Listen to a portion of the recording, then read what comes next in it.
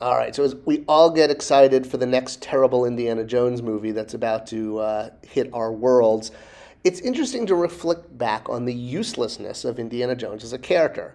You're probably like, what? But yeah, kind of the version that is, I guess, percolated up through pop culture is how useless Indiana Jones was in Raiders of the Lost Ark. I mean, sure, he brought a lot of movie moments and changed cinema, but as far as the actual plot, which is pointed out brilliantly in an episode of The Big Bang Theory, whether or not Indiana Jones was actually in Raiders of the Lost Ark makes absolutely no difference in the end of the movie. The Nazis would have still gotten the Ark eventually. They would have opened it, and they would have all turned into fireballs. Indiana Jones' presence in the movie, all it does is delay this slightly.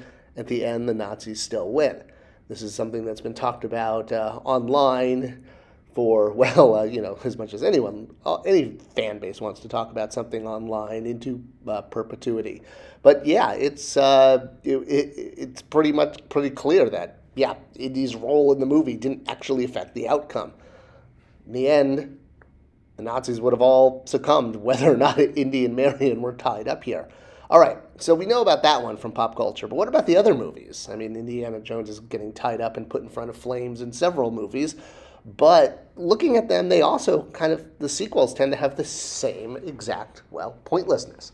So Indiana Jones and the Last Crusade, the main growth for the character in this is about Indy and his father learning to work together and become, not so much a team, but working through, those father-son issues and learning to accept each other for who they are. That's the character's growth in this film, right? I mean, obviously they still find artifacts and all of that, and the Grail Diary becomes the main MacGuffin of the film, being the key to locating the treasure at the end.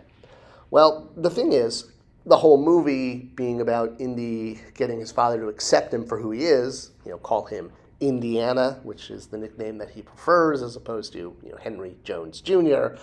And this winds up becoming a running gag throughout the film, where he's constantly being called Junior by his father, trying to get his father to accept the fact that he doesn't go by this name. And at the very end, there's a touching moment where Henry calls Indiana Jones Indiana for the first time, supposedly, and that connects them as father and son. Boom, awesome moment. Well, guess what?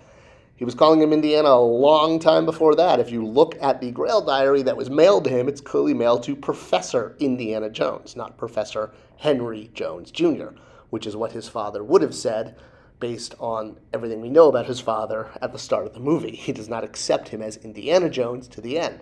So the fact that he's writing him mail and addressing it to Indiana shows that his father has already accepted this as his preferred name, and the whole plot line of Last Crusade is pointless. All right, what about Temple of Doom? Surely Indiana Jones saved the slave children, brought back the Shankara stone to the village, because now he understands the magic of the rock. All right, so yes, absolutely. But would this have happened without him being there? Yeah, probably was going to happen anyway, because, Mola Ram isn't exactly the world's greatest supervillain. I mean, sure, he's a qualified heart surgeon, but he is no match for the British cavalry.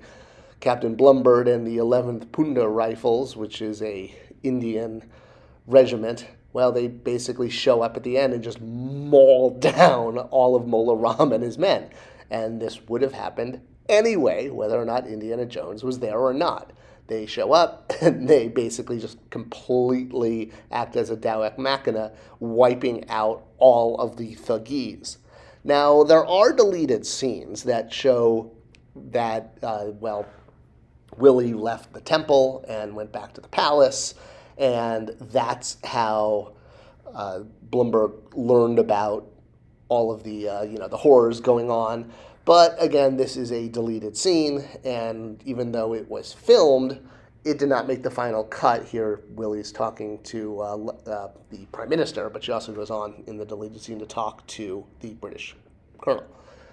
So yeah, Indy's an awesome movie character. He's an awesome icon, but in the classic films, he really didn't have much of an effect on the outcome of the film. What do you think? Am I totally off my rocker, or is it interesting looking at the character growth in all three films and how they're all nullified and Indy really isn't needed for the plot to finish? What do you think? Leave your comments below. I'd love to hear your thoughts on this. Thanks for watching, and I'll see you in the next one.